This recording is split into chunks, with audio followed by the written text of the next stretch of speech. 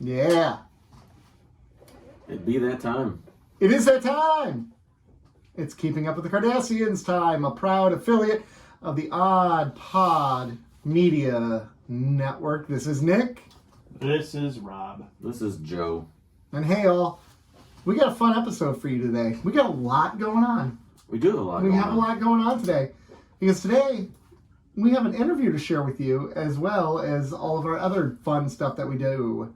We have an interview with Brian Volk-Weiss, the creator of The Toys That Made Us, The Movies That Made Us, and the Center Seat documentary, which is on the History Channel. We got to sit down and talk with him for a half hour today. We're going to share it with you. We're pretty excited about it. We're going to share that with you, but we also have 2 episodes of Deep Space Nine review. We got 2 episodes. It is Let He Who Is Without Sin and Things Past are the 2 we're reviewing today. As you know, we hop into that. The second half of the show is when we do our Deep Space Nine episode reviews. First half, we just like to kind of talk about pop culture and things going on, but we also have that interview to share with you today. But before we go into that interview, you know, it's been a while, really, since we've got to sit down and talk. It has. How are you, gentlemen? You know, it's been all right. It's been all right. Yeah. It's been a week, right? This has been a rough week. It has. I'm feeling rough today. I got boosted yesterday and my flu shot. You got boosted. I was a little bit sick this week. Rob is not feeling his best. He may have had 1 or 2 alcoholic drinks the night before. That doesn't sound like me. That does not sound like him. But yeah, it was more like 8 or 9. Yeah, he's not feeling great. So he's not feeling great. No, we're in a great mood though. Are we? I am. I mean, I feel like I was run over by a truck, but I'm in a great mood. You're happy to be run over by a truck. Yeah, just run. I wish I would have just finished the job. Just put it in reverse and back over me. Oh, nice. And finish it off. Yeah, I'm not in a great mood. This has been a weird week. You know, everything that's going on in the news and everything like that. You know. Yeah, it's been a rough week. You know. If you're listening, we're a Michigan-based podcast, and that school shooting that happened is about 45 minutes from where we live. Yeah. And it's rough. The schools in my area were canceled on Thursday and Friday, and then they're canceled on Monday as well for our school district. I don't know if ours the teachers are reviewing that ALICE training for that, but. Really what I heard for the teachers, or what I heard is the main reason school was canceled on Friday wasn't necessarily because of the threats in our area.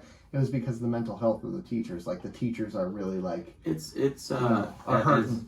I'm married to a teacher, and I have a high schooler in the same school. So they're both in the same school. Oh. And it's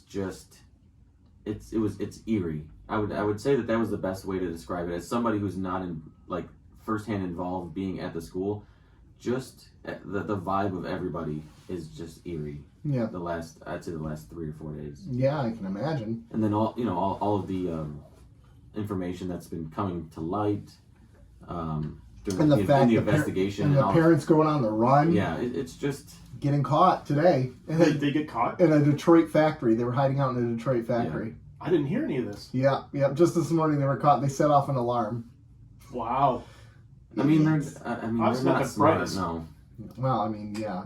Yeah. They bought their kid a gun 4 days before this event. Of course, they're not the brightest. It's just all. I mean, it's incredibly tragic what happened to the students and the faculty and everybody. You know, all the victims and everybody that was involved. It's always tragic, and it's avoidable. Yeah. This is avoidable. Yeah. You know the thing that bums me out the most about this? Yesterday I invited... So I'm the youth pastor at my church too, so I invited all the kids out to lunch, and we met at Coney Island and we had lunch. They don't, kids today, they don't care. This is just normal for them. They're desensitized. I mean, they care, but they're desensitized to it. It's like a coping mechanism, right? So what I was thinking about the other day is Columbine was 1999, right? Mm-hmm. So if you were in the midst of high school, you'd be about 16 in 99. Mm-hmm. 22 years ago. Yeah. Your age would be about 38. Mm-hmm. I'm 39. Mm-hmm. So right around there. Yeah. And I have a high schooler. So now we're 2 generations where this is a normal pattern. So the parents are now desensitized to this being normal, to being the norm, the usual. Oh, another school shooting that happened. It's not as shocking. The shock wears off. So now the parents, and the children. Well, and the parents who witnessed that or were part of that generation are the ones now buying their kids those guns. Right. Yeah. Who are causing the next. It's just. Yeah. Sorry, I didn't mean to go heavy to start, but that's my week this week. So. I mean, it's the news. It's something that's of great importance that happened. Yeah, this is where I need a Hillary clip right now because that's what I'm feeling in my head. Yeah. What the fuck, girl? You better get your shit together, honey. I know. Did you see that clip that have you seen that? I know. We doing this again? Did you see the clip? I did. It is my favorite thing. Yeah. That is, and it's to me, it's the most muck clip ever because Hillary's going off like Hillary does.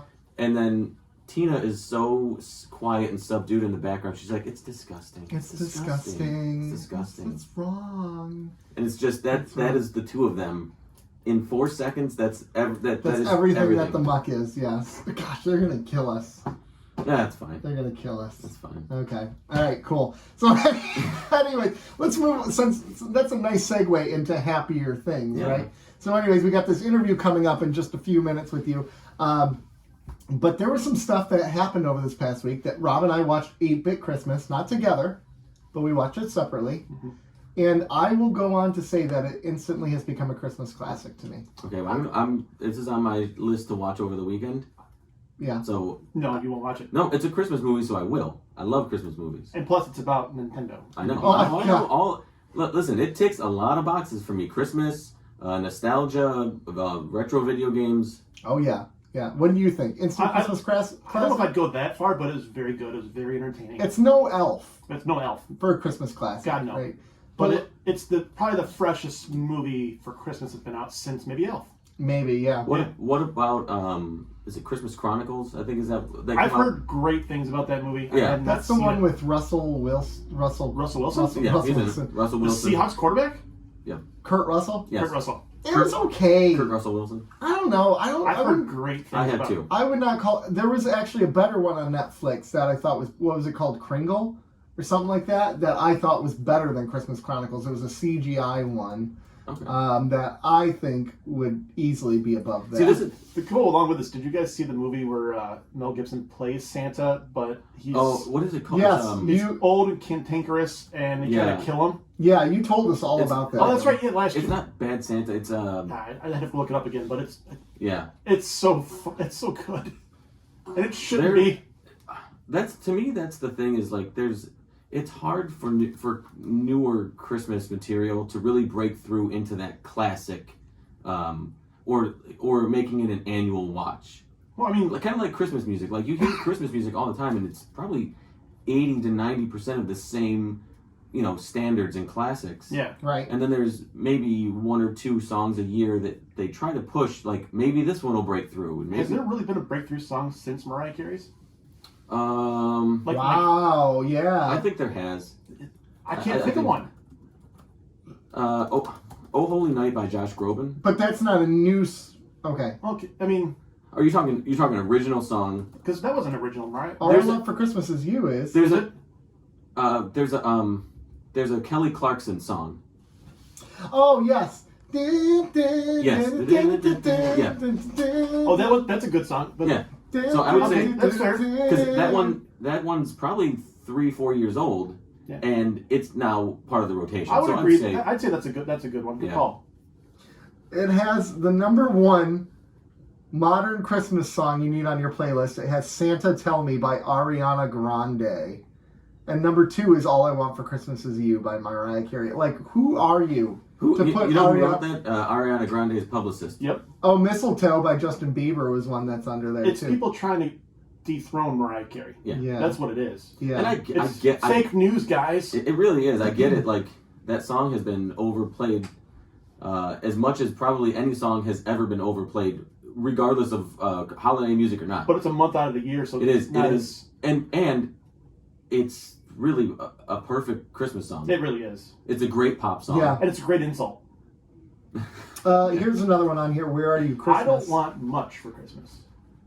You know she wants you know Mariah Carey wants a shit ton of presents. Yeah.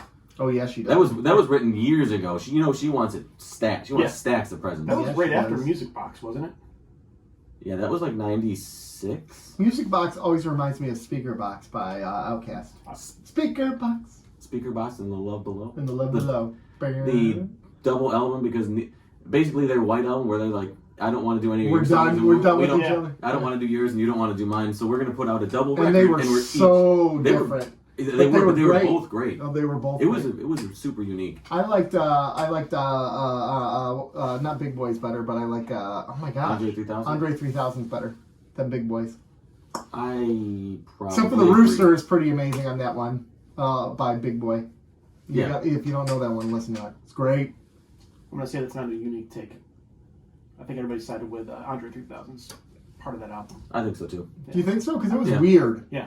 Like his music was weird on it. I mean, that's the one they had Roses and the big hit. Hey Yeah and all that. But I think initially people were. I think history has kind of evened them out a little more. Yes. But initially, people were like, Andre's album is way better. Kind of like the Beatles with George Harrison. You know, he was not appreciated as much. I know Rob doesn't want to talk about it. He hasn't watched it, but Nick, how many parts have you seen of Get I still am only at the one. Okay, we talked about that so last week. Okay. Did we talk about it last We did. episode? We talked about it last episode. Oh. I blacked out last episode. It's been a long It has. That's morning. That I think it's the booster. It has a white line. It's like the Men in Black pen. Well, that's a good point. Well, the 5G's interrupting with your brainwaves. Yeah.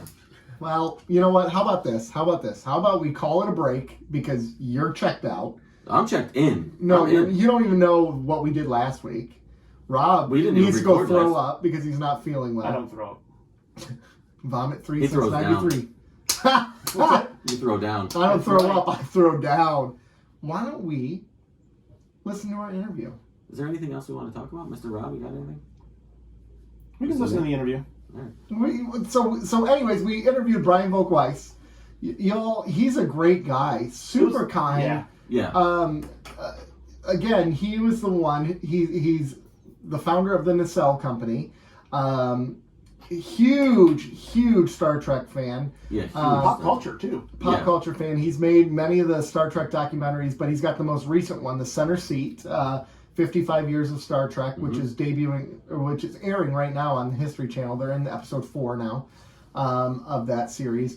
But he also did the Toys That Made Us and the Movies That Made Us. And a lot more. I mean, if you look at the behind the attractions on Disney. Yep. Yes. There's another one. There's another. I want to say it's toy related. Another thing he has done. There's a toy store near you. Yeah, Toy Store near you. Toy Story. Yeah, exactly. Yeah. So he's done so much incredible, cool stuff. And I'll tell you what, we were a little bit nervous for this one for some reason. I chose a little bit. We were a little nervous. I appreciate you doing that. It was me. And I'll preface this. I was nervous. Yeah. Because talking to Armin Shimmerman or Nanat Visitor, those are people that were on the show that I'm watching, right? So I kind of have a little bit of knowledge, and I know their work, right? Yeah. This is a docu-series covering the entirety of Star Trek. Yeah. To which I have just the smallest bit of knowledge. Yeah. And I didn't. What am I going to ask him? What is somebody who doesn't know shit going to ask? You're the best person to ask questions, though, if you think about it in that context. Yeah, but I don't really know. I mean, I've watched it, and I love the behind the scenes in the documentary series so far. I've watched all 4 episodes, but I don't have the background to be like, oh, in this was interesting because of what happened in the show. There's like the backstory to it. Yeah. So I just I'll tell you. I don't know. He was a great interview though. But you know what? I gotta own it. I kind of threw Joe under the bus right at the beginning of the interview. I'm like, hey, would you take the lead on this one because you like? Hey, no, it's fine. I did, and normally I'm the one who kind of like I'm the outgoing one, the MC of the show, right? So I kind of threw Joe under the bus, and that wasn't cool. No. They need a public on-air apology from me. Now everyone's going to be like, "Whoa, this interview is going to be a train wreck." It was not a train wreck. We had a really great time. There's really like 2 questions where I tried hard to find the words that I wanted to ask. Yeah. And it's fine. Yeah. It was fine.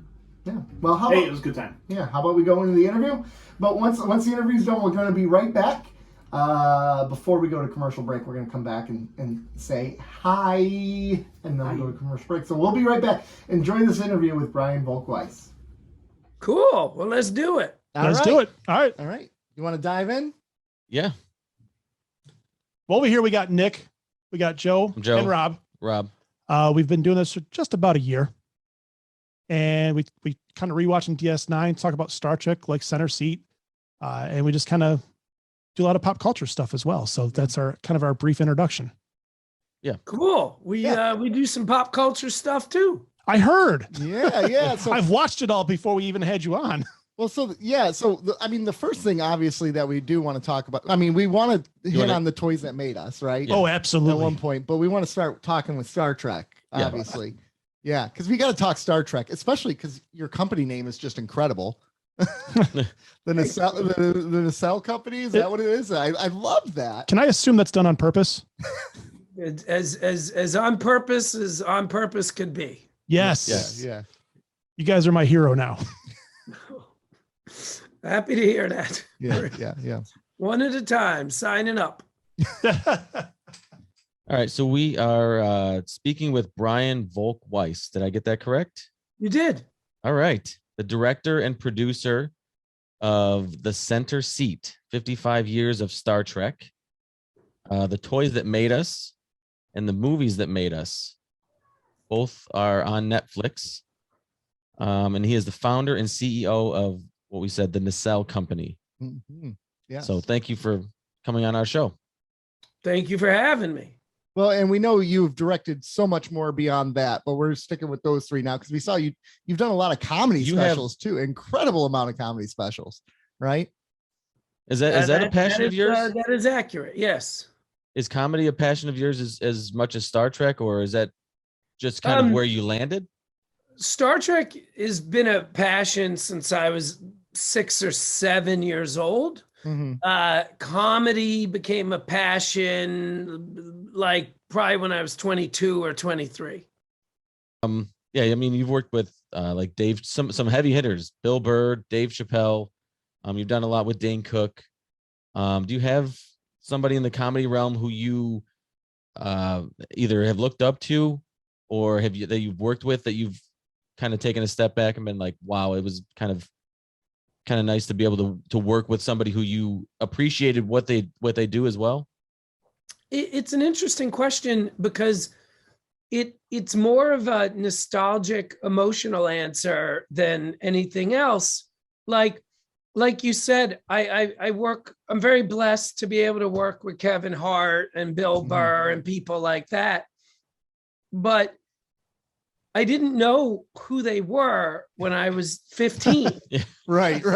Yeah. So the thing that's weird is like when I met Dennis Miller the first time, I was speechless. I could barely talk.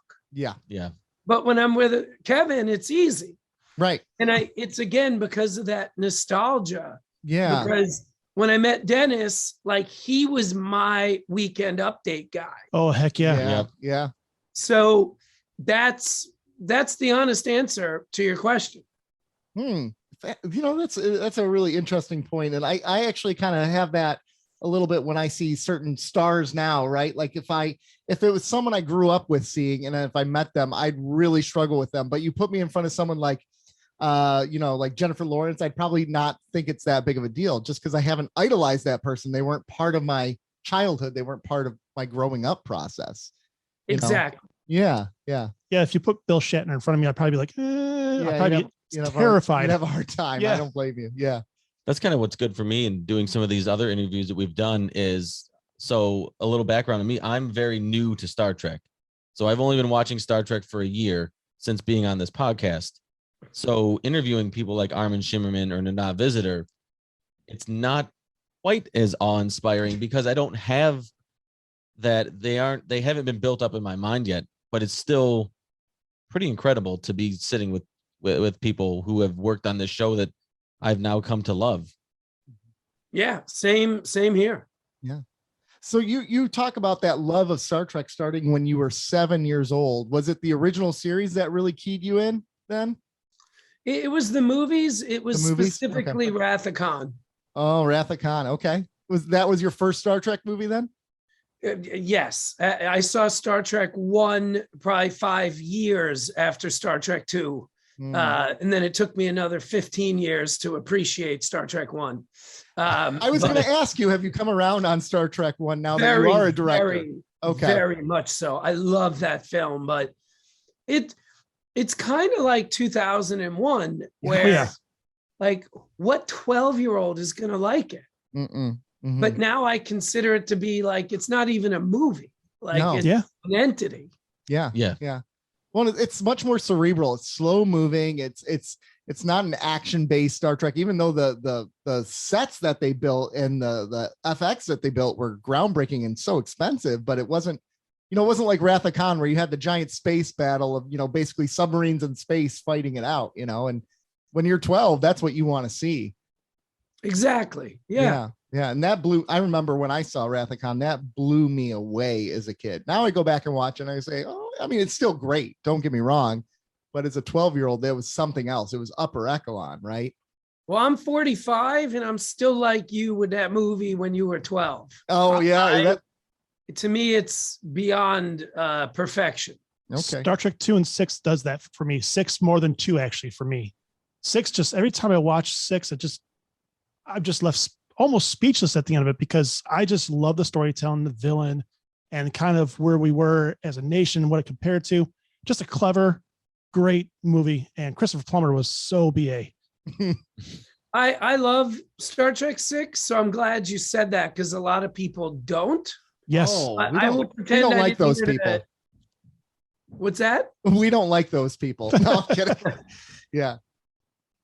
Star Trek 6 is by far my favorite as well. I absolutely love Star Trek 6. I adore what it tells about these characters, especially as they're in the twilight of their career and the loss that they're dealing with, knowing that this is coming to an end of a journey and realizing that when they made that movie, they also realized the fans were feeling that same way. So, you're relating to these characters, you're relating to Kirk because you're feeling that right there in that chair. Like, this is it. This is the end. And it's so powerful even to this day. Agreed. Yeah, absolutely agreed. By the way, center seat is a quote from the motion picture. Yep. Mm-hmm. We just watched the motion picture 2 weeks ago, and I caught that, and I said, there we go. Yep. Always one of my favorite lines. My first choice for the show was to call it venting drive plasma, but history, one of my other favorite obscure lines from Star Trek, but history was like, try again. Yeah, right.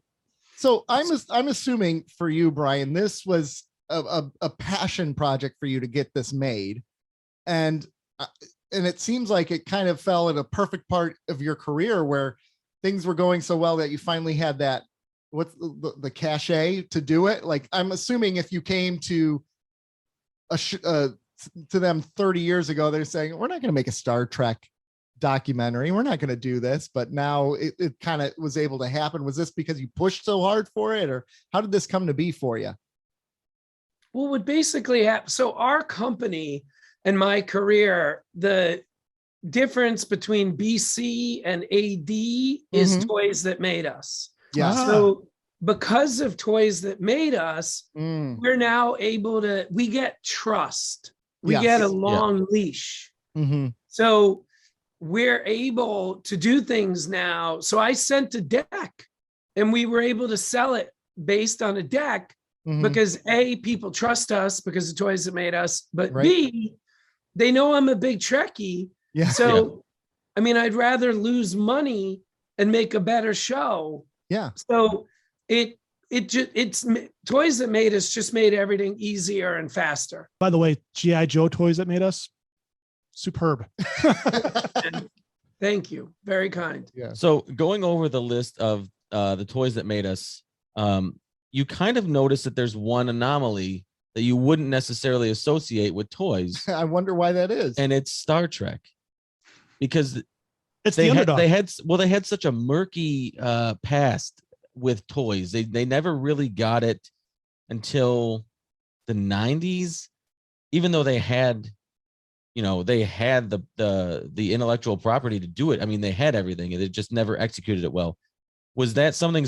I mean, obviously you're a Trekkie, so you're gonna, but that was the first episode of season 2. Was that something that you wanted to do because of how passionate you are about Star Trek, or because of the story that was behind it, which is very interesting in and of itself? Let me give a caveat. I would not have made the episode if there wasn't a good story. Okay. Absolutely. Well, absolutely. But yeah, I definitely blended in there. Yeah, these were my toys growing up. I'm making a show about it. Dang it, like it's happening. Pretty much. Yeah. Okay. So the center seat, there's 10 episodes, and I think 4 have aired, correct? I mean, up to this interview, I think we've had 4 episodes. And you're trying to do 55 years in 10 episodes. That's quite an undertaking.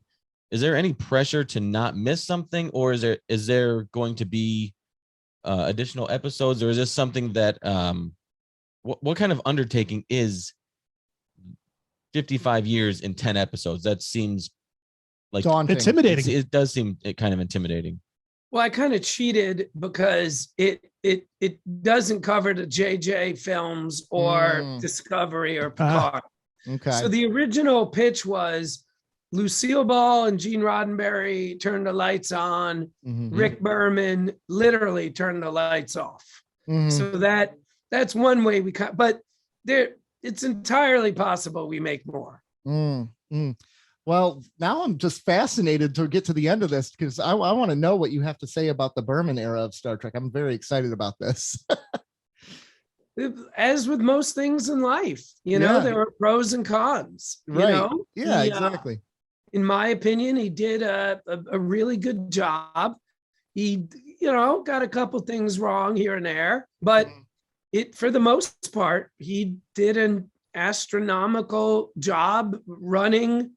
I mean, the amount of work to run one show, literally at one point, he was basically running 3 and making movies. So you can never take that away from him. Was there anything within your series that you've made here that you left on the cutting room floor that you wish you could have got in there, but you just didn't have time? Dozens of hours. Dozens of hours, yeah. Yes. Is there going to be a DVD where that's behind the scenes type of thing, deleted scenes? Absolutely. Yes. Awesome. It'll be a 48 DVD set. Yeah. So I've watched all the episodes so far, and I am somewhat of a Star Trek aficionado, and I'm actually surprised that I've learned things. So your research into this is pretty impressive, because I thought I knew just about everything. And when we look at the animated series and a lot of the stuff behind the original series, I was really surprised at some of the things I didn't know, like how involved Lucille Ball was. I knew she saved it, but how involved she was, I didn't know. And I guess I didn't know. You always heard that Gene Roddenberry was, we'll just say, overprotective. And I didn't know how overprotective he was. Yeah, if overprotective is a code for kind of being an asshole frequently, then I was trying to be PC here. Yeah. And yes, he was overprotective. But the Lucille Ball thing, like, that's bothered me since I was probably like in junior high school. Yeah. So and I alluded to it in the Toys That Made Us episode. Yes. Yep. And we also did a 2-hour 50th anniversary episode 5 years ago that I was unfortunate, and this was before Toys That Made Us, mind you, I was unfortunately forced to remove. So this episode of this series finally allowed me to scratch an itch I've had for, over 20 years. Yeah, I do remember that when I came to the Toys That Made Us, I was just flipping through on Netflix a couple years ago, and I saw this and I'm like, oh, this looks interesting. Oh, it's about Star Trek. I love Star Trek. I'm going to watch this. And I remember that Lucille Ball bit blew my mind. Yeah. Oh yeah. And And I wanted to know more of that story. I wanted to know the backstory behind it, because it was kind of just in passing that it was mentioned, and then it has to move on because it's about the toys. It's not about, who saved the series. And I'm glad we have that story now. I'm glad you dig it. Yeah, and it was very good to get it out of my system, because the weird thing is, books about the making of Star Trek are very honest about Roddenberry's pros and cons and Lucille Ball's involvement. But the documentary, ironically, the one exception is Rod Roddenberry's documentary, where even I was like, whoa, dude, that's your dad. Calm it down, man. Holy cow. But so I wanted to make a doc that was more like the books than other docs about Star Trek. Was there something in making this series that in your research that you found out that just blew your mind, something that just stands out to you as, I'm so glad I found that out, or I'm so glad I now know that? I mean, dozens and dozens of things, but I mean, the interview with Kirstie Alley, like, I'll never look at Star Trek II the same. Rick Berman, he didn't tell us this, but other people did. He had a really bad relationship with Moonves, and that had a lot to do with why Enterprise didn't go longer. Oh, okay. Yeah, I was going to say, because Enterprise really hits its stride in the 4th season, and it was just such a shame that it ended. And now that makes a lot of sense. That seems to be the Star Trek model. Season 4. Season 4 is where they pick up, right? Yeah. Yeah. Well, they find their voice. Yeah. I'll still fight you with DS9 on that rule, though. Yeah, I think season 2 is really solid of DS9. It just goes up from there. Well, I'm interested to, as the show progresses, to learn more about the things I didn't know, like everything that went into the motion picture, which is an episode that aired, I think, before Thanksgiving. Yes. I had no idea what a mess that was. And it's impressive. It's as good as it is based on that. Is there one thing you'd like to tease us with, Next Generation or DS9 or Voyager, that may surprise us? Let's see. I guess we'll start with Next Generation. We'll go in order. Again, it's always tough to pick even one thing, even 5 things. But I mean, one of my favorite things that I learned, and other people knew this, I'm actually embarrassed I didn't know it, but Denise Crosby filmed in reverse order her episodes. Oh, so her penultimate episode for shooting, she actually does this big wave goodbye that she thought would be cut. Oh my goodness. But it wasn't. And I actually realized I got it in opposite order. She shot Skin of Evil first. Yes. Then the next episode was the episode that would air before that. Evil. Okay. And there's this crazy shot, I don't know if you've seen it, where I think it's Picard and Troy are walking out of the big airlock, hangar bay. And you literally see Denise Crosby like 1,000 feet behind, waving like a lunatic. And when we interviewed her, she said, she was like, I bet you every penny I had, they would have cut that out. Yeah. But Berman left it in. So, but here I am as a Star Trek fan. I never even noticed it till Denise told me. So I'm a little embarrassed about that. I'm embarrassed that I didn't notice that as well. So 100% with you. Hey, this is a new fact to me that I'm going to have to go back and rewatch that. Yeah. So you can Google it on YouTube. It is the funniest thing you've ever seen. I love it. I'm in for it. She completely breaks character. It's nuts. And Picard and Troy are having a really serious conversation. And she's just there in the background. Like, whoa! Hey guys. That's really funny. Oh dear. That's Next Gen. Deep Space Nine. Oh my God, wait, I'll tease you with this. Wait till you see what we cut out of that one. Holy cow. Okay. Really? Yeah. Oh yeah. There were a lot of drama making that one. Quite a bit. A lot of chaos that I've never even read about before. Okay. That's really interesting. I assumed there was some chaos because it was just such a different animal for Star Trek. And I'm assuming the executives were not very happy with it.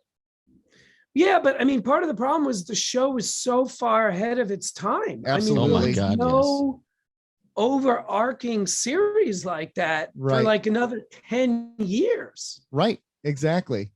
Yeah. So that was a big thing. By the way, are you guys like Deep Space Nine fans? Or you just cool? Well, my favorite show. I'm a huge so I grew up with all the Star Treks, but I have this sweet spot in my heart for Voyager, and he's not a big fan of it. So Rob and I would always argue about it. And he said, someday I'm going to get you to watch Deep Space Nine again and appreciate it. And I said to him, well, let's just do it on a podcast. So maybe I'll end up loving it a lot more if we do a podcast, just as a joke. And that's how our show came to be. And it's literally the only Star Trek I've ever watched. Yeah. Except for now, the motion picture and Wrath of Khan. Yeah. All right. So yeah. By the way, God bless you on Voyager. That's all. In hindsight, I regret my decision. Okay, I regret that it's a lonely battle he fights. It no longer is. Okay, but I think they had some solid episodes in there, though. I'm gonna get that sound clip and play it over and over again. I think if Year of Hell was the entire series, it would have been fantastic. Well, I mean, you bring up a great point because that was the closest they ever got to what Voyager should have been. Right. Which I believe was called, what was it called? Oh, yeah. Battlestar Galactica. Oh my God. Never heard of it. Thank you. Oh my. So it's my favorite show of all time. Yeah. So we hear about Battlestar Galactica every single week. Yeah. But that's why, and this is in the show, that's why Ron Moore left. Yeah. Because he realized they wouldn't damage the ships. They wouldn't have permanent deaths. Like, so that's always been kind of my issue with Voyager, where I thought the premise was brilliant. Yes. But only, what is it? Year of Living Dangerously? What is it called? Year of Hell. Year of Hell. Yeah. Year Part of 1 Hell. and 2. Yeah. Year of Hell. That's like the only, like those episodes. It's a two-parter, right? Correct. Yeah. To me, I'm like, that's even Janeway, who like, she always seems so kind of like stiff to me. Mm-hmm. In that episode, she's perfect. Yes, absolutely. And I wish that had been the show. Mm-hmm. Mm-hmm. But they were scared. They were playing it safe. And I wonder if part of that was in response to Deep Space Nine, or can you speak more to that? It really, I mean, to a certain degree it was, but for the most part, it was just, they were just used to doing things a certain way. And like a Federation starship shouldn't look dirty. Yeah. A Federation starship shouldn't have lights that don't work. Right. But that's ludicrous when you're on a 70-year mission to get home. Right. Yeah. Exactly. Like, things are why gonna the fuck break. wouldn't it be dirty? Yeah, exactly. Yeah. And how do you still have torpedoes, and how do you still have a new shuttle when your shuttles are constantly getting blown up? It didn't make a lot of sense. So that's why in hindsight, I look back to it, especially after I watched Battlestar Galactica. And after I was done with that, I'm like, that was what Voyager should have been. And now because of that, it's hurt Voyager for me. But like, then you look at like Battlestar Galactica has an entire episode about a hole in their water tank. Yes, absolutely. Yeah. But and it was wonderful. Brilliant. Yes. It's wonderful. Yes. Wonderful. Yes. And it's like, you made a great point. Like, yeah, what do they do when they run out of torpedoes? Yeah.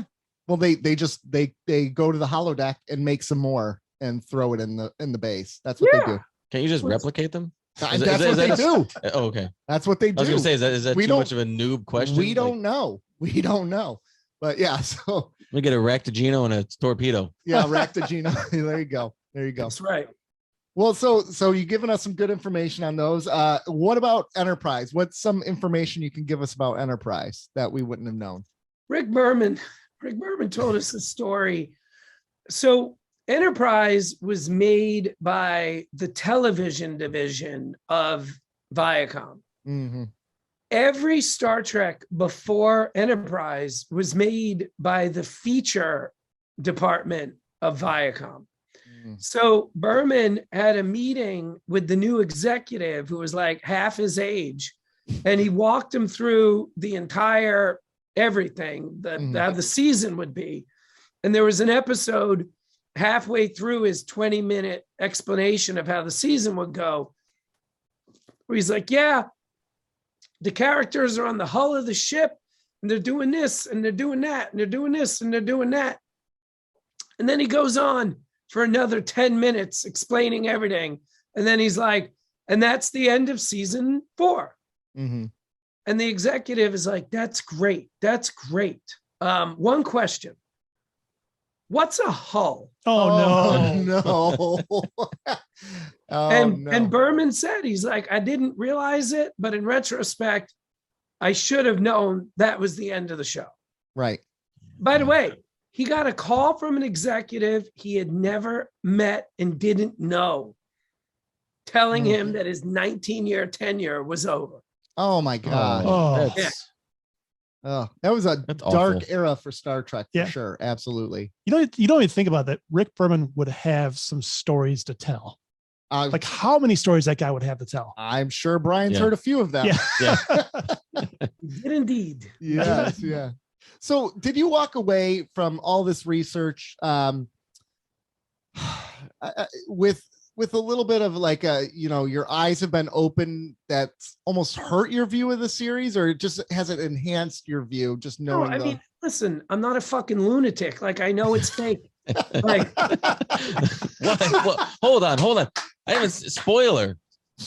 This isn't real. Sorry. This isn't real. I'm sorry. I'm sorry. No. And I love that shit. Like, I love learning about, like, if you really watch what we make, from toys to movies that made us, everything, in my own weird mind, it really is all these shows have in common. They're a study of failure and the avoidance of failure. So, like, why did He-Man work brilliantly for 3 years and then fall off a cliff? Like, that's really what we're trying to show. Yeah. So I love the business of these creative things that are so impactful on so many people. Right. But at the end of the day, it's a business. Yeah. So part of the reason Star Trek, the motion picture, is so profitable is they basically amortize the sets over 30 years. Yeah. So like when they built those sets for $30 million or whatever, it wasn't 30 million, but whatever. Yeah. Like the day they wrapped, they had spent, let's say it's 10 million on sets. The day they wrapped, they had spent 10 million on sets. By the time Star Trek 6 wrapped, they had spent 1 million on sets. Yeah. Right. So that's the kind of stuff I love. And I apologize. I got time for one more question, and then I got to jump. I apologize. Absolutely. We appreciate you coming on. Absolutely. My pleasure. This has been fun. Do you want to ask a question? Well, I guess the last question I would like to ask is regarding the toys that made us. I've loved every single one, and I want more. So, is there anything on deck for maybe season 4, for the toys that made us, that maybe like Hot Wheels? I was surprised that Hot Wheels hadn't made it because they're iconic. And the other one that I bang about is Magic the Gathering. Yeah. Because it not necessarily a toy, but it created, to me, it's the single greatest game that's ever been created. And it literally created a market out of nothing. And it has an incredible story. But Hot Wheels and MTG are the two that I bring. But do you have anything on the table for going forward with that series, or is as it relates to toys that made us, all I can tell you is, and this is the cliched, vague bullshit I say, but it's all I can tell you. Stay tuned. Okay. All right. But on Magic the Gathering, we have a doc in production right now that we're making with Brian Stillman, who did Eye of the Beholder. He did Plastic Galaxy. And that should, in theory, hopefully, this little COVID thing changed a couple plans. Yeah. But in theory, that should be coming out next year. Okay. Wonderful. That sounds great. Well, that has a fantastic backstory to it. Yeah.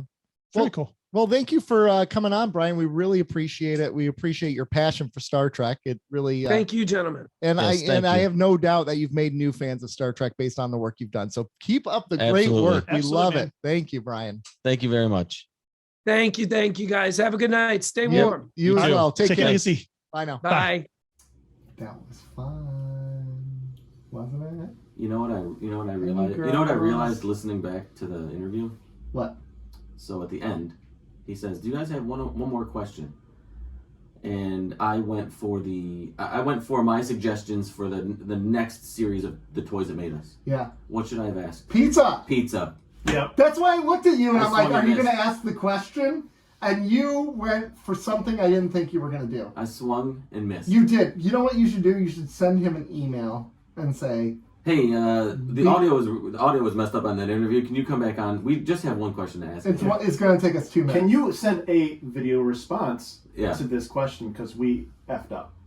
We missed Damn it. Yeah. I was so disappointed in you. I actually went home and told Leslie I was quitting the podcast over that. But you're back, so you're a liar. He's a terrible quitter. Well, she told me that she relies on the income from our podcast to survive. So, Yeah, treating her right. You're treating her right. on that. Treating her The right. income or the spending habit? Yeah. Yeah. Anyways, so that was a good time. But before we head to commercial break, do you guys got anything else you wanted to talk about? We don't have Toy Time with Joe this week. I do have one thing I want to Should I give them the song? No. No? Okay. No. We're a week off. Have you guys seen Hawkeye? I watched the first episode so far, and I do enjoy it. I don't know if I'm where you're at. I'm really enjoying it. Yeah. I've heard very good things. Like it's the best of the Marvel series. I agree, so far at least. What would you say was the best? It was probably WandaVision, maybe? WandaVision. Would you consider What If? Loki was up Yeah, there. I'd put What If in there. But the thing with the other Marvel series is they take a while to engage you. And this one, right off the bat, It does. Get you. It throws you into it. There's something that happens right away. Now the trailer made it seem like it felt very this time of year. it's It is. 100%. It's a Christmas one. Yeah. I mean, the soundtrack Your relies wheelhouse, on baby. Yeah. the Okay. Get on it. soundtrack No, relies on I'm- Christmas it's- music. again, Yeah, it's a Christmas. I actually do have a list of things that I'm going to watch. Yeah, sure you are. No, you're not. Yeah, you're full of crap. No, you're not. I'm going to come in here Such next a week liar. and I'm going to have watched everything. I'm going to No, outpace you're you not. No, you're not. What are We you going know to that. watch? Everything. Can we make a bet on this? Yeah. A gentleman's bet. Oh yeah. If you haven't watched, what does he need to watch by next week? Well, we said Hawkeye. Hawkeye? 8-bit. 8-bit. What else do we say? I'll do Hawkeye. I'll get caught up on Hawkeye. I'll do 8-bit, and I'll watch both the other two Beatles. Other two Beatles and 2 episodes of Star Trek. So Yeah. those 4 things within the week. By the way, the thing is with the Beatles things, those are 2 Peter Jackson films. They're like almost 3 hours. They're like over 2 He's hours. already each. coming up with excuses Yep. why he's not. No, gonna do that. I'm not coming up. What with are we gonna make excuses. him do for the next episode? Sing Toy Time with Joe. Oh, you gotta sing the song like I sing it. Oh, I'll watch. I'll have it watched before I go back to work Monday. All of it. Yeah, because I have that note. He's like, I'm watching that stuff now. I was gonna do something like, you know how sometimes when I'm a golfer, right? So one of the things is if you don't hit the ball past the tee, like you have to play the next hole with your pants down. The whole something Well, embarrassing. he podcasts with his pants down all the That's time. true. That's You want me to do true. the podcast with my pants on then? Yeah, that's no good for me though. Yeah, that doesn't reward It doesn't anyone. work for me. You can do it shirtless. That's so good. That doesn't work for me. Here, I got some oil for you. We'll shave him live on air. We'll shave him. His mustache. Shave my mustache. Shave his mustache on live on air. Which was originally just for the month of November for mental health awareness and men's health awareness, which I've kind of grown into. I'm just going to keep it for a while. I get that. I hear you. All right. So what we got to figure out what this bet will be. If you haven't watched it, you have to do something. If Shave you my have, mustache. Shave it. has to be something for us. You shave your head. No. I just got a haircut, man. Come on. I just do that because I'm bald. I'll I just immediately go to Yeah. shave your head. You have to To- grow hair? Is that the challenge? to bring us down to your level. Yeah, exactly.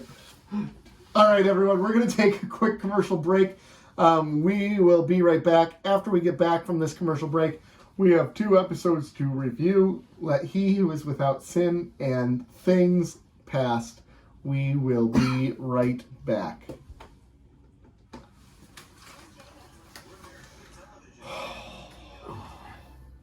These things are hurting my ears today. Yep, squeezing my head a little My bit. whole body is hurting today. We're in rough shape, I'm gentlemen. hoping for a squirting, baby. That's what I say to Leslie. I don't know what it means exactly. I don't know what it means. Night court's on. Can we just pause the podcast altogether? Yeah, watch let's Night Court? let's live review this episode of Night Court. The odd pod. A Patreon exclusive. Yeah. I'll do it. I would too. Hey, we could do a YouTube. We could do a YouTube. We could do that. That'd be fun. I don't know what you're talking YouTube about. what? Just watch the Night Court and talk about it on YouTube. Have you ever seen this? There's shows where people. There's shows that watch people watching shows. It's weird. Reaction videos and stuff like that. No, I'm talking like actual like produced television shows that are online. I think they're. Kevin Smith did it with The Flash. Yeah, I'm gonna really bury myself here, but it's 90 Day Fiance. Oh yeah. So they watch. I think there are people that either have been on the show in the past, are watching the episodes that are on now, and you kind of see them like on their couch watching it. I mean, we've gotten to the point where we're watching people watch TV. Yeah, that's very true. Then on YouTube, you watch people play video games. I don't get any of it. So reaction videos are fun. When people listen to songs for the first time. I like reaction videos for like the Game of Thrones stuff, like the Red Wedding scene, or like reaction videos when a new trailer comes out for something that people are really passionate about. What percentage do you believe that it's? Yeah, see, that's the thing. Reaction. Are they real, genuine reactions? I think most of them aren't. I think most of them aren't. Yeah, they're full. Although if there's a new Batman trailer that comes out, we should actually save it for the show and watch it.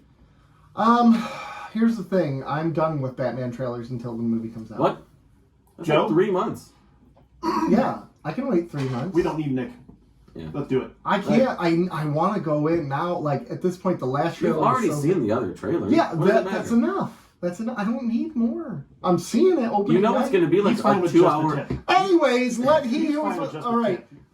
Let he who's without sin. Here we go. You know the movie's gonna be like 2 hours and 45 minutes. I know, and I can't wait. And you're worried about a 6 minutes. Shut up. 6 minutes. Maybe 3. Shut up. Anyways, let he who's without sin. Jadzia and Dax decide they're gonna go to Jadzia and Dax?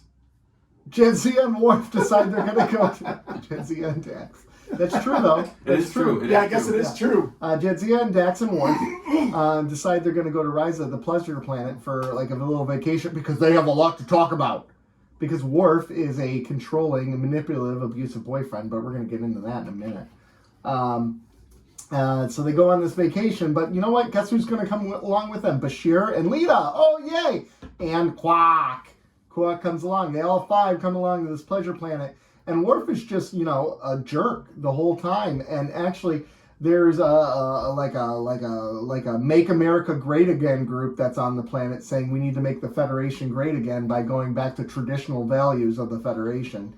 And Worf is all of a sudden into it and decides to sabotage Risa, which really makes you wonder about some issues. That was a stretch for the character. I mean, like, freaking A. And really the episode ends with Worf saying, yeah, maybe I do need to loosen up. Like, that, I mean, you guys, can we talk about how terrible this episode was? Can we talk about how great a place this would be to go? Yeah, it would be. Oh my gosh. Yeah, like, it's like a horn dog planet. Holy smokes. When they made the episode, they actually made it with the intention of trying to show how liberal it is and try to be like a little controversial with how open that planet is, and it just went wrong. No, I didn't read the notes for this episode. What was the point of Vanessa Williams? She wanted to be on the show. Okay, fair enough. That's fair. That's fine. Are you complaining about Vanessa Williams being? No. I didn't see what the point. Her character wasn't integral enough to the plot that it warranted such a high profile for the time guest star. My guess is that maybe she wanted to be on the show or something like that, and this is the only thing that would fit in her schedule. I had to guess. So we're talking. This is 96 now. Vanessa Williams in 96 was probably promoting a musical career. And wasn't Eraser coming out around this time? I think it was 96 or 98 maybe. Yeah. So I think she was just trying to get her name, keep her name in print. because they use part of another score in Eraser for one of the Mission Impossible movies, so I think it was like 96. Yeah. So she might have been getting ready for promoting Eraser. Okay. So there was someone else, South African actress Sue-Ann Braun initially accepted the role of Arandis before Vanessa Williams committed to the role. By the time Braun arrived for her costume fitting, she was informed that Williams had expressed interest in the role the night before and had been cast. Vogue. She got eBay sniped. Yeah. No, we're good. We got this super attractive, very popular singer actress. We're good. Yeah. Old lady. Mm-hmm. She's gonna be in a feature film. I know. We really need that on DS9. Yeah. But so anyways, the episode starts off strong, I think, with the scene with Jadzia walking in with the sore neck and everything, and the conversation with Cisco about the rough and violent sex that they're having, and you're like, okay. I like how you whispered sex for rough and, no. Did I whisper sex? Yeah, you were like the rough and difficult they're having. They were. I love how TV shows do that though. Like, you mean making love? Nah, I can't stand it. I hate that. There's something about that for like. But if the love is already there, you're just nurturing the love. You're not really making it.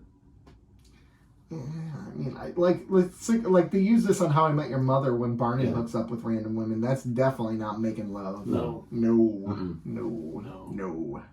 It was kind of cool to see Odo actually laugh though. Did you see him? Oh my gosh, he was super into it. Yeah. He was very animated and like into the conversation. It was kind of refreshing to see him because, since he's been a solid, he's kind of started to grow into his the humanoid gestures and things. Yeah, I was going to agree with that. Do you think that was an intentional role by the writers to make him more emotional because he is a solid? I hope so. I'm gonna guess so. Because at this point, I trust the writers of the show. They've proven time and time again that they are worth their weight in salt. That they know what they're doing. They've stubbed their toes. They've made mistakes. But for the most part, this is an extremely well written show. So I would give them the benefit of the doubt. Speaking of salt, do you think the Federation has tried attacking the Changelings planet with a big bucket of salt, kind of like slugs? I just a thought. Just a thought. They don't know where the home planet is anymore. Maybe they should always have salt in their back pockets. Be prepared. Just little salt things that you can get at McDonald's. Do you know or how whatever. messy that would be over time if somebody's was like open just a little bit and you just have these salt paths? Yeah, all exactly. Over. The cleaning crew would be pissed. Be furious. Yeah. Furious. If there was one, which I'm assuming it's the A crew. Yeah. I'm sure they're the cleaning crew because nobody else does anything on that ship except Worf. Go out there and clean. Yeah, you know what? For the way he was behaving in this episode, make him clean up the salt. Yep. Yeah. He's an ass. He was. It seemed way out of character, especially when he jumped ship and started to go. That part, yeah. Yeah, that really bugged me. But everything about this episode bugged me because not everything. Bugged Not me. everything, brother. Okay. But Worf was freaking abusive, and they made it like a good not a good storyline, but like they made him like a victim in it in some sense. Oh, I never considered him a victim. I considered him an asshole. Yeah. But he doesn't really change by the end. Like that's or does he? I don't think they give him the opportunity to change, but I think the episode ends with the seed of change being planted in his head. Like, okay, I can see that I need to do something. Maybe it's not a full 180, but I think by the end of the episode he realizes that his behaviors aren't going to nurture this relationship, and that he realizes he doesn't want to lose Dax. And I think when you realize you don't want to lose someone, that's a great motivator. And so I just thought of it. I was reading one of my notes, and the best way I think I can define this episode as forced. Because if you look at Dax and Worf's spat, it seemed forced. It came out of nowhere, really. It just seemed unnatural and forced in this episode. It seemed like to the point where they rushed it, like kind of like New Trek, where they just jumped to these things. And Worf, that's so out of character. Worf, they didn't build up this relationship. It took place over it was only 3 episodes ago that they started dating. Yeah. And now they're already having these major couple fights to the point where And I know stuff can happen off screen and all that other stuff. Yeah. We're months down the road from that. I'm assuming 3 episodes has to be a month's worth of time. Yeah. Not a month, but plural months. Yeah, I guess I think the reason why they think I have such a problem with it is Deep Space Nine is so mature in the sense that it gestates its stories. It doesn't jump into them like that. Like Rob was just saying, like in the new Trek, it's a, they introduce a concept one episode ago, and then the next episode it's a big freaking deal, right? Right. Whereas Deep Space Nine will introduce a concept a season prior, and then it doesn't let pop it grow up again. organically. Yeah. Exactly. So I think maybe that's a big problem with it, but I think also my problem with it is just the way they wrote this. It's just not a healthy relationship. Like, even if Worf changes his behavior, what he's done up until this point is enough for her to walk away because he was emotionally manipulative. Yeah, but abusive. I agree. But if he does change his behavior and he truly reforms, then I would put the onus on Jadzia to accept his apology or not, or accept the change behavior or not. She would make that decision and be the one to either justify getting out of the relationship or say, you know what, I'm going to give you another chance. Let's have a fresh start. Let's just, I don't accept the things that you did in the past. Those were wrong, but we've discussed it, and now we can move past that. Okay. I mean, but you're wrong, but okay. Why am I wrong? I don't know. I just made that up. I was going to say, I mean, now if we're talking, because, he wasn't verbally abusive in a way where he's name calling and like really like that. Mm-hmm. I think he's just struggling with, we're months in, and I think he's seeing more of Dax and more of her personality, and it doesn't really mesh well with Worf's, because Worf is a square. He's boring, and he is just. Well, she's pointed that out for as Klingon as he is. He isn't very Klingon, right? Yeah, and she's more Klingon than he is. Like she enjoys life. She's about having a good time and having fun.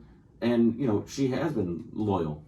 Yeah. So I don't know. I don't like his behavior, but I don't think it's necessarily enough to end a relationship. Because she seems to really genuinely like him. So right. So I think it is enough to end a relationship, but it doesn't have to be. Right. It depends. Maybe that's what I'm saying. Okay. I think she has enough emotional investment in the relationship with Worf to allow him a little bit of space to change. Now, I think she was perfectly in the right to point out very bluntly the things that she would like to see changed. Yeah. And it's up to him to make the change. Right. And if he doesn't, then I think you're absolutely you're justified to leave a relationship no matter what. Yeah. Yeah. I guess that makes sense. Yeah. But yeah. if you do think it's a good relationship overall, but there are some negatives to it. You address the negatives, and if you can move past them or change them to positives or eradicate the negatives, then I think you have going forward a much healthier relationship. So let's look at this. We've looked at this from the angle that Worf is in the wrong here. Could you see how Jadzia has some responsibility for this?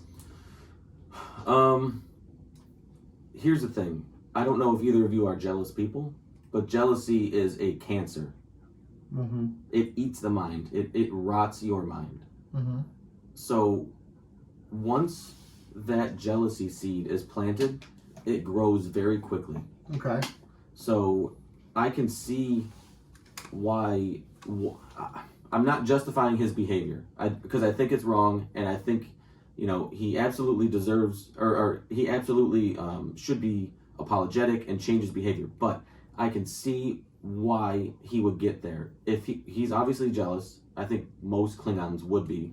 I think it fits right into their. It kind of just fits into their business model, basically. Yeah, business model. Nice.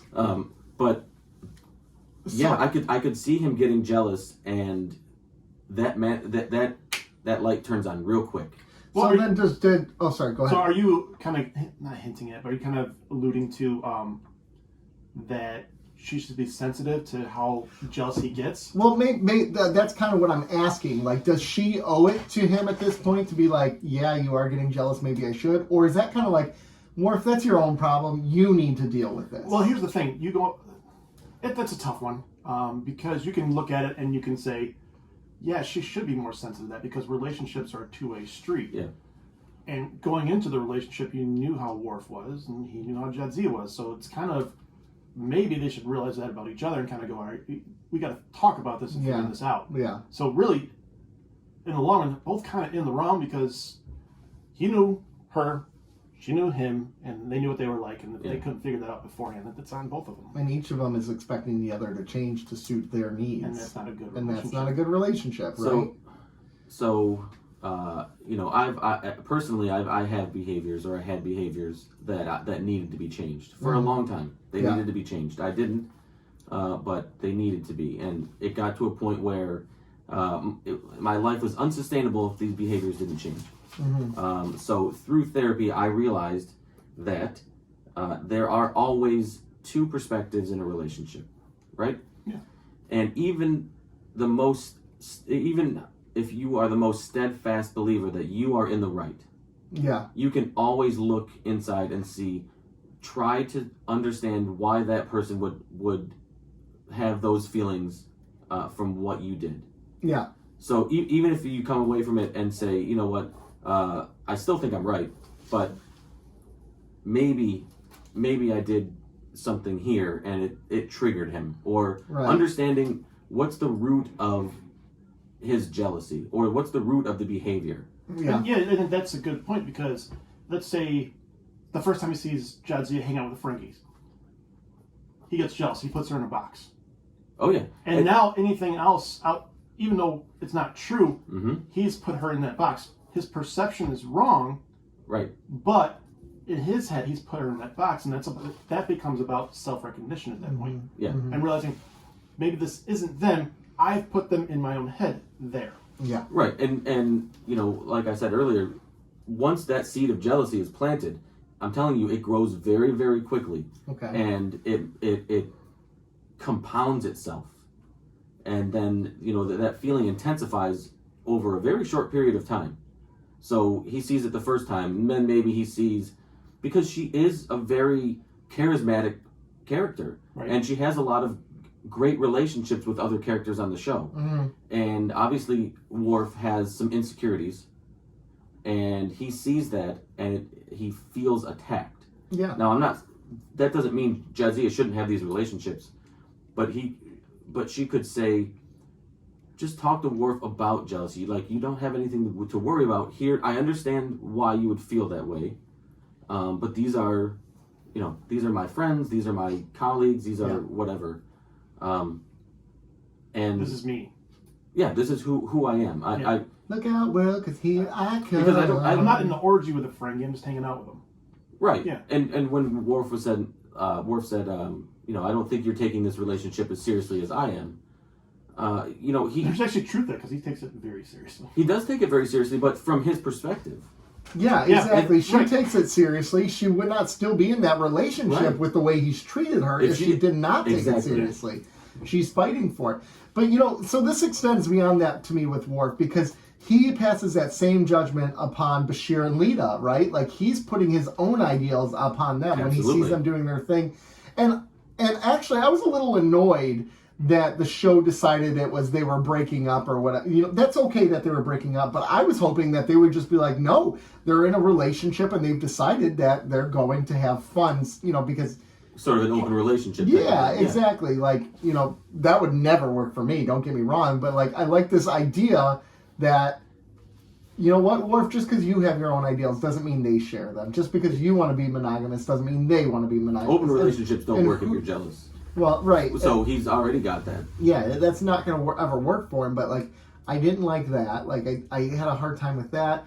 I had a hard time with how they displayed Ryza. They didn't really, it felt corny, and as opposed to what it was supposed to be, which part of that is it's on network TV. You can't show what they want to show. It's not exactly HBO Max. Yeah, but they had to refilm some scenes in that one with Chase Masterson. They had I heard something about that. Because that one scene where she was getting her hand rubbed? When she was in her robe, initially she was not in a robe. Or her wrist, whatever it was. She was in a bathtub or something like that. She was in a bathtub, but she was completely naked in the scene originally. And they she was spilling out of that robe, though. Yeah, she was, but it was worse before. I can't. So they had to refilm that, and I mean, I could see them having to refilm some things from this. But I don't know. This episode just didn't work. The guy fighting for change to go back to the old ideals and values, he felt very stiff and weird. Yeah. Like his big speech, it was forced. It felt all of it. Everything about this episode felt extremely low budget. Like it was not good. Worf's story, like the most effective part was the story he told at 13 about killing a kid. Like, because that was a twist I didn't see coming. Holy crap. Right, I thought he was just going to be like, he looked over and the kid was bleeding because he was too aggressive. Yeah. But no, I broke his neck. And he literally killed a kid, right? Like, and Jadzia is like, oh, it was an accident. It's like, bro, he killed someone. Yeah, but Jadzia has committed murder. A lot of things. Like Jadzia's done a lot of premeditated murder. She's not really the one that's like, oh, it was an accident. Yeah, she's not really the moral compass here. So yeah, I thought this episode was a step back for Worf. I thought I think it's a step back for the series. It was a misstep by the writers. Yeah, because I think they started to get a little bit of footing with Worf now that he's in this relationship, and he's starting to build these relationships on the station and finding his place. And this I thought was a step back. Yeah. It's funny. I'm looking at some of the notes about this episode, and all of them are very negative. Like, they're like, this is one of the worst episodes we've ever made. We shouldn't have done it. The writers, it's their least favorite episode. Renee, who directed it, said it was terrible. Shouldn't have done it. That's interesting. It was. But you're producing these episodes. You can't really go. Let's start over. Yeah. Yeah, you gotta work with the hand you're dealt. We're knee deep in it. Let's do what we can. Here's a funny fact. If you look closely at Dak's swimsuit, you can see the Speedo logo on her right hip. So apparently Speedo's still making. Look closely at that swimsuit. Yeah, I'm gonna have to go rewatch this. It wasn't that bad. I'm gonna rewatch it. Add it to the list of shit I'm gonna rewatch this week. Here's one good thing about the episode: Curzon's death, the way he died. Yeah. Yeah, he died getting it on. Yeah. Like, that's how he went out. That's how I want to go. Like, good for Curzon. It lines up with his character. Yeah, it does. He died having sex. Yeah. But, I mean, you can't... Oh, wait, making love. Is there a better way to go, though? I mean, I can't think of a better way to go. I think there are better ways to go. I don't think so. Because for Mount Rushmore episode. Because for the other way to die. You know why? Because for the other person, that would be quite traumatic. Yeah, but you're dead, so who cares? I feel kind of bad for them. Yeah. You can't feel anything because you're dead. Yeah, you're dead. Or she's like, I'm that good. I killed him. Yeah, I killed it. Yeah, I killed it in bed. I mean, I literally killed in bed, y'all. I killed it. Okay. Are you good? Yeah, I kill people. Yeah. All right, are we moving on to the next episode? Things fast? Yes. Sure. All right, episode. Basically, the runabout arrives to the station, and all four on the runabout, which are Cisco, Dax, Odo, and Garak, they're all in a comatose state. And they're trying to figure out why they're in a coma. For those four, they're walking around in the past. They're alive in the past. They are on Terek Nor during the Cardassian occupation of Bajor. And it turns out they are Bajorans who are going to be killed for committing a crime. Allegedly. But something doesn't track because the current head of security at the station should have been Odo, but it's not Odo. Wow. That's weird. It's red. Turns out, here's the thing. Those three people didn't commit the crime. They were innocent all along, and Odo was fighting for their innocence as in the past. But turns out he was the one. He was actually the station commander at this time. It was his own guilt that was weighing on him, that was playing out this vision in his head, basically. So he's playing out this vision of him putting three innocent people to death. And then they wake up after he realizes what he had done, after he admitted to what he had done.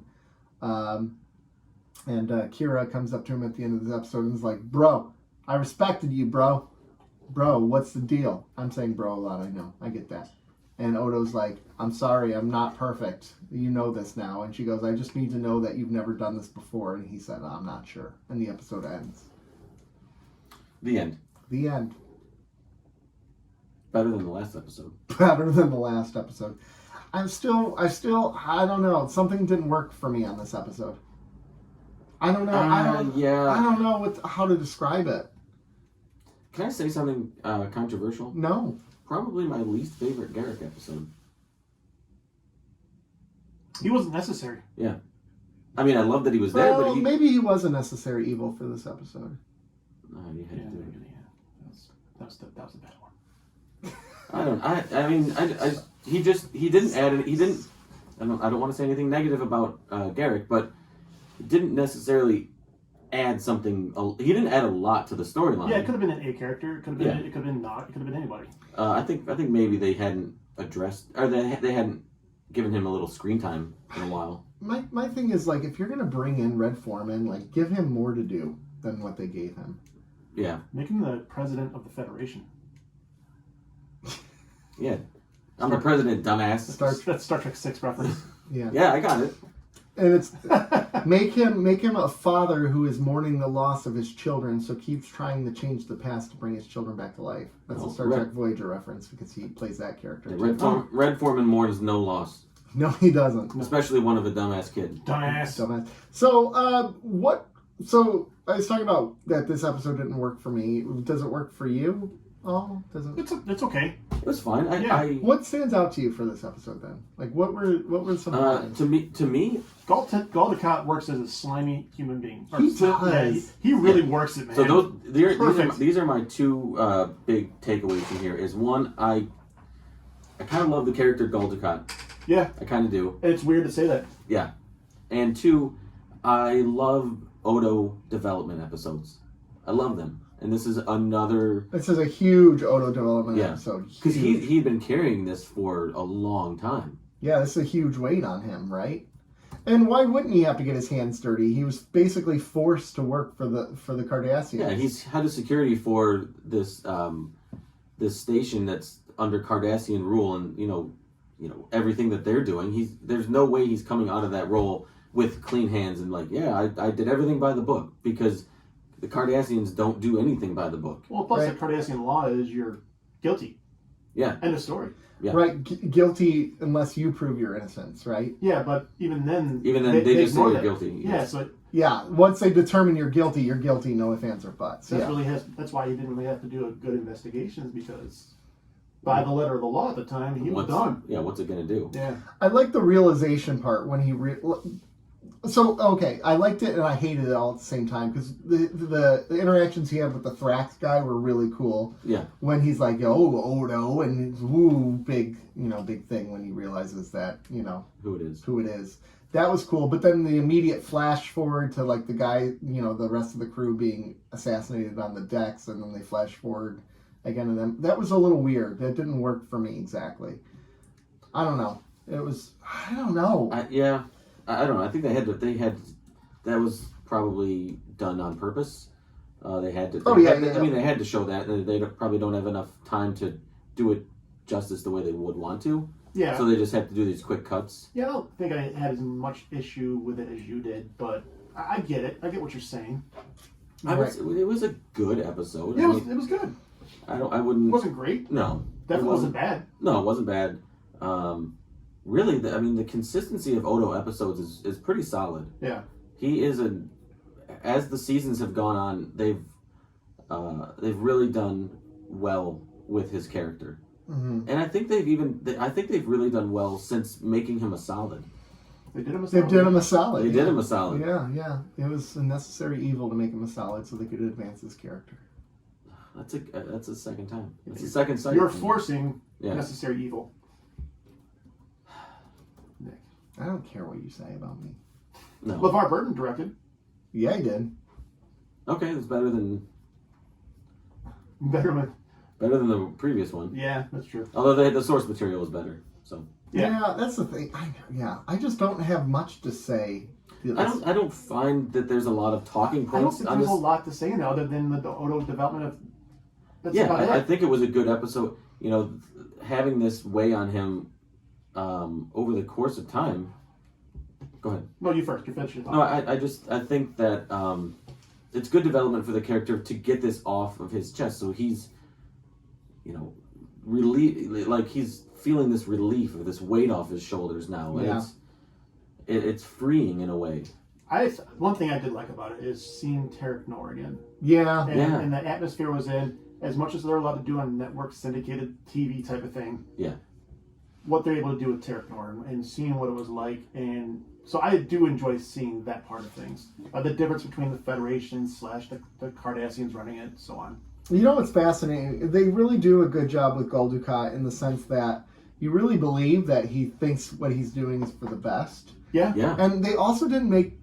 Tarek Noor was not a good place to be, but they also didn't make it seem as bad as they have in the past. Like, it didn't seem like people were being, like, murdered in the you know, as walking down the hallways and stuff like that. Like, it didn't seem like a great place to be, but it could have been a lot worse. It wasn't like a Nazi prison. In some of the previous ones, they've had like fences and cages and things like that. Yes. I don't know. They spent too much money on. Yeah, I don't know what the timeline. I don't know how the timeline lines up with some of the previous iterations that they've shown of Tarek Noor. But what I like. And also, don't confuse Tarek Noor with Tarek Noor in the Mirror universe. Very different. Because the fences, I think, was in the Mirror universe. No, I'm talking like it might have been sometime in season 2. I think it was one of the first times they showed it, and what they did, and I think I mentioned in that episode, is they changed up the cinematography. Yeah. So they're shooting from above a little the different more. angles. Right. They did that. They did that again here in some of those where they draw back the scene and those wide shots. They go above, so it's like they're perched and watching you the whole time. Yeah. Whereas when it's DS9, you see more like an honest view, like a first person view. Okay. And they show you kind of the hallways, and it's from a view that's a bit more calming, whereas this is more menacing. Yeah. Makes sense. And I like that they shoot it differently, or at least maybe even subconsciously they do it. But I like that. I think it was conscious. I think so too. I like that it's shot differently. It gives it a distinct feel. I think that first director shot differently, so therefore they adapted it after that. I think it felt right the first time they did it. Heck yeah. All right. Yeah. I think we're good. Well, let's review these. We just did. Well, let's rate these pieces of crap. Shut up. No. That's just one piece of crap in one bag that we put the piece of crap in. Yeah, So I don't know. Let's say. Okay, so let's start with let he who is without sin. Who's going to cast that first stone? I will. 3. I think I was going with 3 as well. 2. I can't rate it anything less than a 3 for the outfits alone. Everything else was hot garbage. It was hot garbage too. But emphasis on hot. Yeah. I would say this is in the 5 worst episodes of Deep Space Nine. Yeah. 100%. Remember when I was saying there was a stinker this year? Yeah. That's Yeah. it. This is it. Yeah, this is definitely one of my least favorite of all time that I've seen so far. Okay. Things past. I'm gonna go 5.5. Now, don't forget, your Garrick base, 6.5. And what did I say earlier? This is the worst Garrick episode. It has to knock that down. It's 5.5. It just was. It was average. It was. To me, it was the epitome of an average episode. Yeah. I would say below average myself. I was going to give this a 4.5. I give it 5. Yeah. I mean, Wow, folks. They all can't be. They all can't be gold. Hard time. You can't. I can tell you, we were much harsher on that than everybody else. The things past. We were brutal to it compared to like IMDb Really? and the reviews online. Really? We were brutal. How do we line up with the sex episode? We're below that as well. We're below it. Yeah. Because people like boobs. I mean, that's why I gave it a 3. Otherwise, it'd be a 0. I mean, If who that- doesn't? I mean, if that episode doesn't have those outfits, that's a 0. I'm throwing it away. I mean, you're probably not wrong. Everybody looked good, even the guys. Yeah, the guys look good. Except Worf, he looked like a dork the whole time. Oh, he always does. Worf is a dork. And the other thing is, Worf was in uniform the entire Bashir didn't on look, a pleasure planet. Bashir didn't look great either. No, skinny body and yeah, he's very lanky, and the tank top wasn't working for him. No. But I really don't think you could do much with his body style. Well, yeah. When I was skinnier, yeah. Can I go back? And it's not just the how good the females looked on. Quark looked awesome. Yeah. In this, like vacation mode Quark, I love vacation mode Quark. I dug Quark in this. Quark was a saving grace for sure. He was good. I thought he was unnecessary, other than the plot point where Lita likes his brother. He set you up for that. He totally set you up on purpose. Yeah, I know. But you knocked it down. Thank you. Thank you. But I think he was unnecessary, other than the plot point where Lita was like, I like Rom, because he didn't really play a big role in. I'm surprised we didn't see more body parts in this episode. All right, now he's just trying to. Mm-hmm. You're having a hard time over there. That's nice work. That's nice work. I'm really proud of you. Yeah. I'm going to be defiant and continue doing that in this episode. I'm not playing today. All right, guys. So, well, the die has been cast. It's time to move on. Jesus, who's going to be the visionary and move us to the next part of the episode? You just had the episode names pulled up, and you just good on you for making quality use of our podcast time. We should put the board up and just try to pick them every once in a while. Yep. Pick a new theme. Hey, we could pick a new theme every week, whether it be DS9 episodes or song titles from a certain band, and people have to pick it out. Oh my gosh. Oh, that would be fun. I would play that game to the death. Sometimes at work meetings. Yeah. We pick a random word that's hard to work into a meeting. Yeah. And we make sure we work it into a meeting. That's nice. Good. That's good. That's really nice. I would like to do that. But we don't tell our boss and just goes around. Yeah. What the hell? Yeah. What's the best word that you've wrenched into a there was a lady that came in to do a training, and she looked like a witch, and we had to make sure we had to work witchy and broomstick into the meeting. Broomstick would be tough. Yeah. Well, I don't know. Maybe. I don't know. Witchy was tough, especially in context. Yeah. Witch. So you had 3: witchy, and broomstick? No, we had witchy and broomstick. Okay. Oh my god. That's fun. And we did have 3 because we had to do cauldron as well. Cauldron. That would be difficult. There's no sentence in 2021 that is even remotely acceptable for the word cauldron. No one has said cauldron since 1830. I'm going to go home and make a soup in my cauldron. That's what happened was they were going to make some kind of meal. One of the guys pulled it out because I couldn't figure out how to get cauldron into it naturally. Yeah. But this guy pulled out cauldron because he's making a stew or something that you make in a big old pot. If you ever see a cauldron, you're in trouble. Yeah. You're in imminent danger. You're gonna get sacrificed. Yeah. Yes. And that lady probably was a witch. I'm guessing. Yeah. Where can they find us, guys? If you like this show and you want more of this, and if you don't like it, we understand. We don't either. This is on our Patreon. Our first Patreon exclusive episode was why we love this podcast. Oh, that's right. So we do love this podcast. It's not. Can we do why we don't on Patreon? We got to keep it to 20 minutes.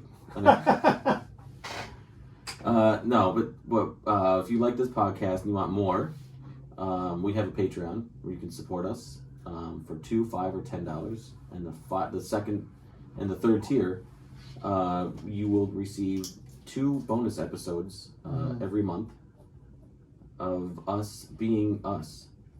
Which we apologize for. It is a lot. It is a lot. So we got a new one coming up soon. We got one coming up. So since the last time we recorded, we got a new patron. Yes, we did. Kat. So welcome to the crew, Kat. Welcome to the party. We're so excited for you to join us. Yeah, thank you. You know what's really interesting? No, what is interesting? We are 3 men. We're manly men. We have 3 patrons, and they're all female. We for whatever reason, I think we do fairly well with the female. Oh my gosh! Look at this ego on this man. I said we, us. It is the 3 of us. It's clearly not me. It's clearly not me. It's clearly all 3 of us. No, it's not me. It is all 3 of us. It's not. But I'm very happy to have. I think a as third long as we patron. keep an authentic, honest, truthful show, people will gravitate towards it. Yes. And right now it's women, but the men will come. Yes, that's what she said. Gentlemen, where can you Hold on, find Hey, us? I asked that question. You get to do it today. So we have Kat, Hillary, and Annette. Yes. Our patrons, our Thank lovely you, patrons. patrons. So patreon.com/keeping up with the Cardassians. Twitter @CardassiansPod. Instagram at keeping_up_with No. Cardassians. keeping up Cardassians. This is why he doesn't do these. Yeah. We keep it You going. can also find us on Lonely Fan Yeah. and YouTube. MySpace YouTube. and YouTube. Hey, Facebook. check out that interview with Armin Shimmerman. Look- Yeah, there's- YouTube. And buy his book, Illyria. But Hey, we've sold 2 books. Yeah, we have. We have People told us. sold books for him. more importantly, folks, find us at your favorite podcasting network. Yes. Good pods. Good Pods. Find us at Good Pods. Don't listen to us there because nobody does. So if Yeah, you nobody can, does. please do that. Yeah. But anyways, it's been good. It's been real. We love you. And we'll see you next week. Bye. Peace. Bye. Do do do do do do do do do do. That timed out.